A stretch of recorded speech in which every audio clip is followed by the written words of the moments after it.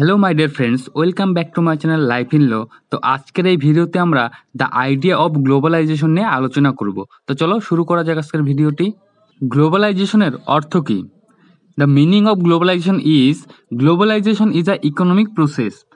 Simple এবং সহজ ভাষায় গ্লোবালাইজেশন বলতে বোঝায় একটি আর্থিক প্রক্রিয়া বা ইকোনমিক প্রসেস, যার মাধ্যমে কি হয়, যার মাধ্যমে ওয়ার্ল্ড মার্কেট বা বিশ্ব বাজারের উৎপত্তি হয়, তার মাধ্যমে শিল্পায়ন বা ইন্ডাস্ট্রিয়ালাইজেশন এবং পণ্যের যে উৎপাদন ব্যবস্থা রয়েছে তার কি হয়, তার উন্নতি হয় এবং এই উৎপাদন কিন্তু বৃদ্ধি পেতে থাকে।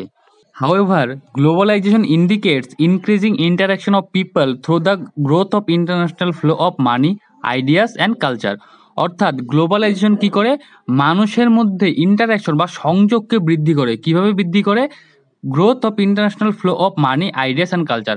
অর্থাৎ অর্থ, আইডিয়া এবং সংস্কৃতির যে আন্তর্জাতিক যে সচলতা রয়েছে তা বৃদ্ধির মাধ্যমে মানুষের মধ্যে সংযোগকে বৃদ্ধি করে এই globalization. Globalization is primarily an economic process of integration which has social and cultural aspect as well.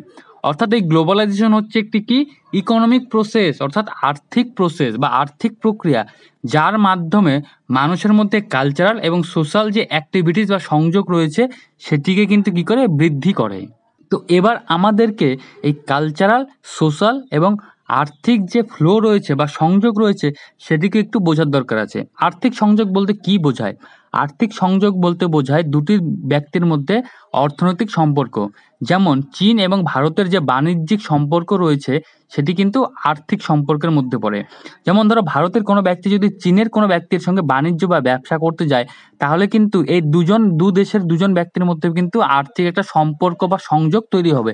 ঠিক একইভাবে যখন সেই ব্যক্তিটি বাণিজ্য করতে যাচ্ছে তখন কিন্তু সে শুধুমাত্র আর্থিক লেনদেন করছে না, কালচার অর্থাৎ ভাষার কিন্তু আদান প্রদান হচ্ছে। অর্থাৎ এই গ্লোবালাইজেশনের মাধ্যমে আর্থিক সংযোগের পাশাপাশি কালচারাল এবং সোশ্যাল যে কন্ট্যাক্ট বা সোশ্যাল যে অ্যাক্টিভিটিস বা সোশ্যাল যে প্রোগ্রেস সেটাও কিন্তু বৃদ্ধি পায়।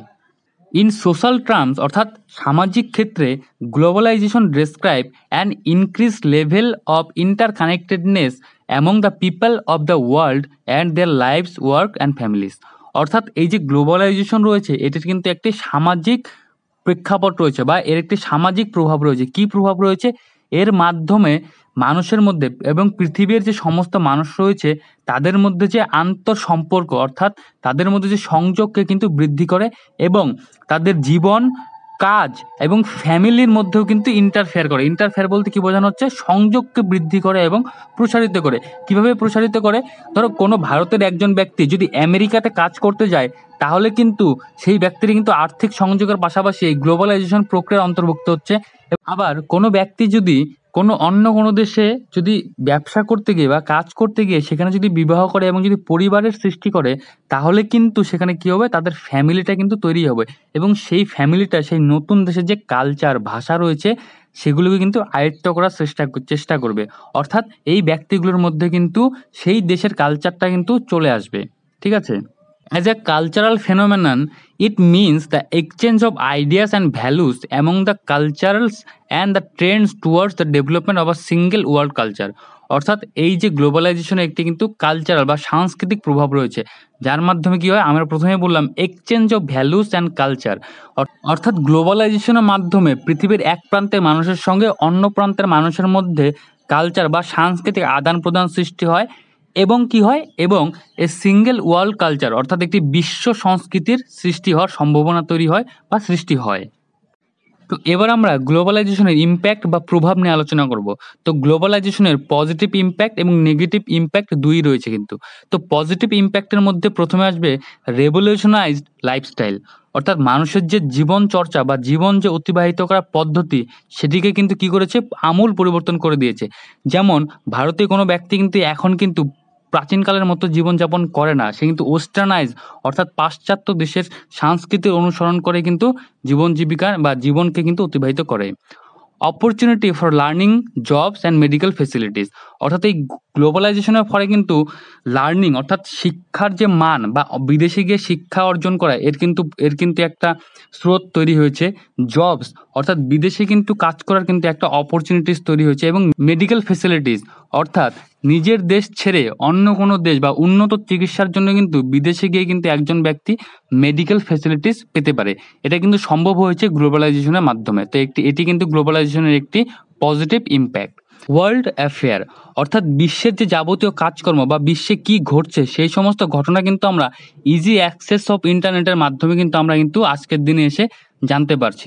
তার পাশাপাশি tourism, trading and e commerce এগুলি কিন্তু সবচেয়ে বেশি উল্লেখযোগ্য সেক্টর যেগুলোর উপর সবচেয়ে বেশি প্রভাব পড়েছে গ্লোবালাইজেশনের।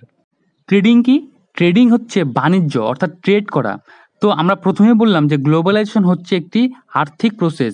তো গ্লোবালাইজেশনের মাধ্যমে এই ট্রেড বাণিজ্য কিন্তু ব্যাপক প্রসারিত হয়েছে এবং বৃদ্ধি পেয়েছে।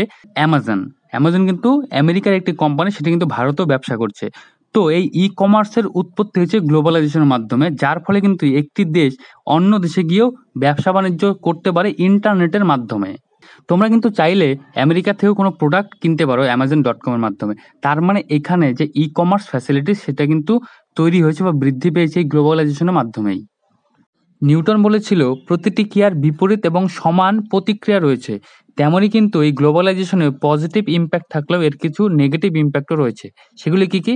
Long sitting hours in front of computer, অর্থাৎ গ্লোবালাইজেশনের মাধ্যমে কিন্তু মানুষের কাজের পরিবর্তন হয়েছে, অর্থাৎ কাজের ধরনের কিন্তু পরিবর্তন হয়েছে, যার ফলে কিন্তু অনেক কাজ কিন্তু ডিজিটালাইজড হয়েছে, যার ফলে মানুষ বেশিরভাগ সময় কিন্তু কম্পিউটার সামনে বসে থাকছে এবং কম্পিউটার সামনে বসে থেকে কাজ করছে, যার ফলে কিন্তু মানুষের চোখ এবং ব্রেনে বিশাল হেলথ ইম্প্যাক্ট ফেলছে। ইয়ং পিপল লিভস দেয়ার এজড প্যারেন্টস, অর্থাৎ গ্লোবালাইজেশনের ফলে মানুষের যেমন বিদেশে কাজের যে সুযোগ তৈরি হচ্ছে, তার ফলে কিন্তু মানুষ অনেক সময় তার পরিবারকে ছেড়েও কিন্তু বিদেশে কাজের জন্য চলে যাচ্ছে। তো তার ফলে কিন্তু অনেক ধরনের ফ্যামিলি ম্যাটার্সের কিন্তু উৎপত্তি হয়। এক্সপ্লয়টেশন অফ ন্যাচারাল রিসোর্সেস, গ্লোবালাইজেশনের ফলে মানুষের কিন্তু চাহিদার বৃদ্ধি পেয়েছে, তার ফলে কিন্তু প্রাকৃতিক সম্পদের কিন্তু এক্সপ্লয়টেশন কিন্তু বৃদ্ধি পেয়েছে। Small and local businesses destroyed, গ্লোবালাইজেশনের ফলে পৃথিবীর যে কোনো ব্যক্তি যে কোনো দেশে গিয়ে কিন্তু বাণিজ্য করতে পারে, তার ফলে কিন্তু সেই দেশের ছোট বা স্মল যে লোকাল বিজনেসগুলো রয়েছে সেগুলো কিন্তু প্রায় ধ্বংসের মুখে সম্পন্ন হয়েছে। যেমন কিন্তু আমরা ভারতের কুটির শিল্পের কথাই বলতে পারি। তো ভারতের কিন্তু এই কুটির শিল্প বা স্মল বিজনেসেসগুলো কিন্তু যে বিশাল বিশাল যে ট্রেড কর্পোরেশনগুলো রয়েছে বা ট্রেড কোম্পানি রয়েছে তাদের জন্য কিন্তু ডিস্ট্রয় বা ধ্বংসের সম্মুখে গিয়ে পড়েছে। এক্সপেন্ডিচার, গ্লোবালাইজেশন মানুষের ভোগের যে চাহিদা তাকে কিন্তু বৃদ্ধি করে দিয়েছে, তার ফলে কিন্তু মানুষ প্রয়োজনের থেকে অধিক কিন্তু কি করছে, খরচ করছে। তো এই ছিল গ্লোবালাইজেশন নিয়ে একটি ছোট্ট একটি ভিডিও। তো thank you for watching this video, subscribe my channel for more new informative